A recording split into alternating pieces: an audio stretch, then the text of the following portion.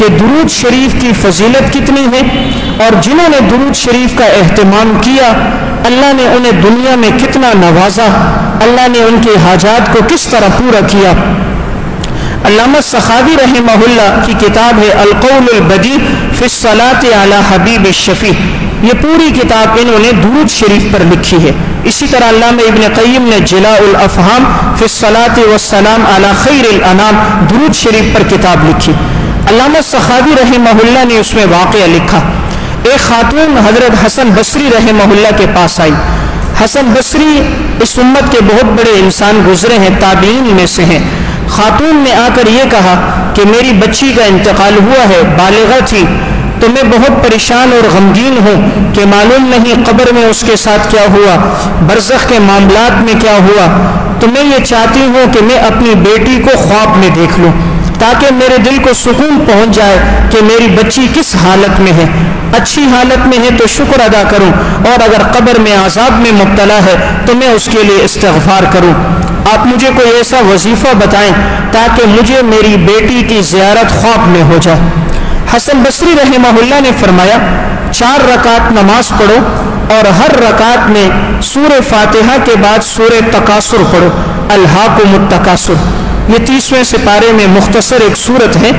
کہا کہ سورہ فاتحہ پڑھو اور ہر رکعت میں فاتحہ کے بعد 1 مرتبہ سورہ تکاثر پڑھو۔ 4 رکعت جب نماز مکمل ہو جائے تو باوضو ہو کر سو جاؤ اور بستر پر سوتے وقت درود شریف پڑھتے رہو تاکہ درود پڑھتے پڑھتے تمہیں نیند آ جائے، تو انشاءاللہ تمہیں اللہ خواب میں تمہاری بیٹی کی تمہیں زیارت کرے گا۔ اب اس خاتون نے اسی طرح 4 رکعت نماز پڑھی، نماز کے بعد باوضو ہو کر درود شریف پڑھتی رہی۔ اس دوران اس کی آنکھ لگ گئی، جب سوئی تو اپنی بچی کو جو خواب میں دیکھا بڑی خوفناک حالت میں دیکھا تو اس کی بیٹی کے پاؤں میں بیڑیاں ہیں، ہاتھوں میں زنجیریں ہیں، گلے میں توق ڈلا ہوا ہے، آگ کے عذاب میں مبتلا ہے، چیخو پکار کر رہی ہے۔ ماں نے جو اپنی اس بیٹی کو اس دردناک عذاب کی حالت میں دیکھا تو ایک دم آنکھ کھل گئی، رونے لگ گئی کہ میری بیٹی تو عذاب میں مبتلا ہے۔ اب اگلے دن حسن بصری رحمہ اللہ کے پاس گئی کہ میں نے تو بچی کو اس حالت میں دیکھا ہے، بتاؤ میں کیا کروں۔ حسن بصری رحمہ اللہ نے کہا تم صدقہ کرو تاکہ اللہ اس کے لیے آخرت کی منازل آسان کرے، اور درود شریف پڑھتی رہو، ممکن ہے اللہ اس کے لیے کوئی نرمی کا معاملہ کرے گا۔ اب یہ خاتون چلی گئی، اس نے کچھ صدقہ بھی کیا، لیکن ایک رات گزری تھی کہ اگلی رات حسن بصری رحمہ اللہ نے خود خواب دیکھا۔ خواب میں دیکھتے ہیں کہ جنت ہے اور جنت کے اندر ایک لڑکی ہے اور ایک تخت پر بیٹھی ہوئی ہے، اور نور کا اس نے گویا لباس پہنا ہوا ہے، خوبصورت تاج اس کے سر پر ہے، اور ارد گرد روشنیاں ہی روشنیاں ہیں۔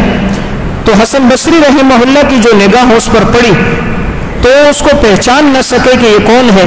اس لڑکی نے کہا تم نے مجھے پہچانا؟ کہا نہیں پہچانا۔ کہا میں تو اسی خاتون کی بیٹی ہوں۔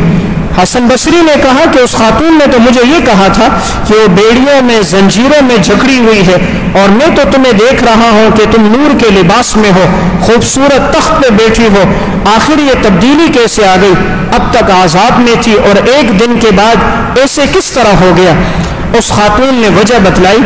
اس نے وجہ یہ بتائی کہ جس قبرستان میں ہماری تدفین ہوئی تھی اس قبرستان میں اور بھی بہت سارے مردے تھے اور وہ عذاب میں مبتلا تھے، لیکن ایک اللہ والا نیک انسان، ایک متقی پرہیزگار انسان جسے حضور سے بڑی عقیدت اور محبت تھی، وہ قبرستان میں آیا اور آ کر آپ صلی اللہ علیہ وسلم پر درود شریف پڑھا، اور درود پڑھ کر اس کا ثواب تمام مردوں کو بخش دیا، اور یہ دعا کی کہ یا اللہ اس درود کے توسل سے تو ان تمام مردوں کی مغفرت فرما دے۔